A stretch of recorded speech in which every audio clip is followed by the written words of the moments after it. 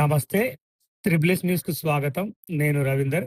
ఇందిరమ్మ ఇళ్ల పథకంలో తనకు జరిగిన అన్యాయాన్ని తట్టుకోలేక ఓ లబ్ధిదారుడు ఆత్మహత్యాయత్నానికి పాల్పడిన ఘటన జయశంకర్, భూపాలపల్లి జిల్లాల్లో సంచలనం రేపింది. ఇల్లు మంజూరు కాకపోవడంపై అధికారులను ప్రశ్నించినా న్యాయం జరగలేదని ఆరోపిస్తున్న బాధితుడు చివరకు ఒంటిపై పెట్రోల్ పోసుకొని నిరసనకు దిగాడు.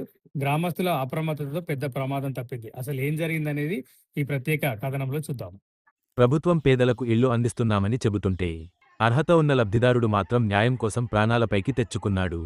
జయశంకర్, భూపాలపల్లి జిల్లా కాటారం మండలం గుండ్రాత్పల్లి గ్రామానికి చెందిన నగునూరి శ్రీనివాస్ గౌడ్ గత 12 ఏళ్లుగా అద్దె ఇంట్లోనే జీవనం సాగిస్తున్నాడు.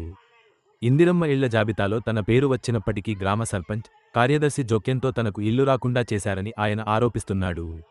కమిటీ సమావేశంలో పేరు ప్రకటించినా చివరికి ఇల్లు మంజూరు కాకపోవడంతో అధికారులను నిలదీశానని చెబుతున్నాడు. ఈ క్రమంలో కార్యదర్శి నిర్లక్ష్యంగా మాట్లాడటంతో తీవ్ర మనస్తాపానికి గురైన శ్రీనివాస్ గౌడ్ గ్రామ పంచాయతీ కార్యాలయం సమీపంలో ఒంటిపై పెట్రోల్ పోసుకుని ఆత్మహత్యాయత్నానికి పాల్పడ్డాడు. అప్రమత్తమైన గ్రామస్తులు వెంటనే అడ్డుకుని అతడిని కాపాడారు. సమాచారం అందుకున్న పోలీసులు ఘటనాస్థలికి చేరుకుని పరిస్థితిని అదుపులోకి తీసుకుని దర్యాప్తు చేపట్టారు.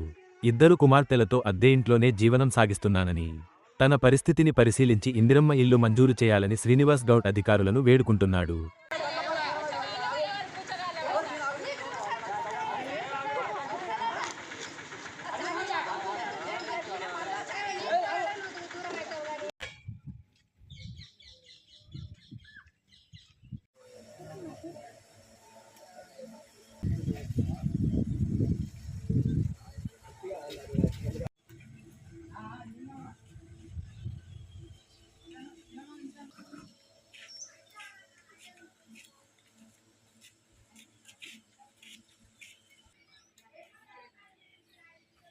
ఇందిరమ్మ ఇల్లు కోసం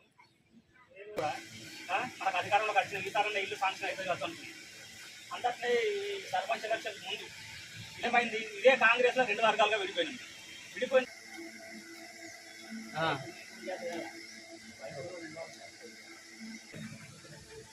ఏదుంటా చెప్పు రే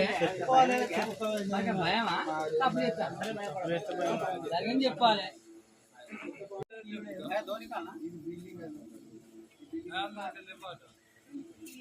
లేదు మొత్తానికి ఇది కిరాయికి అది వేరేటోళ్ళది మంచిగా మళ్ళీ సార్ ఎటువంటి కుడతారు.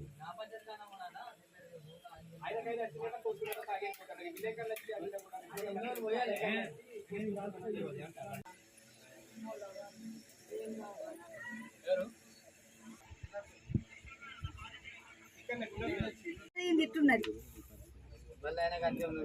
అలా కడుపులు ఇది ఇద్దరు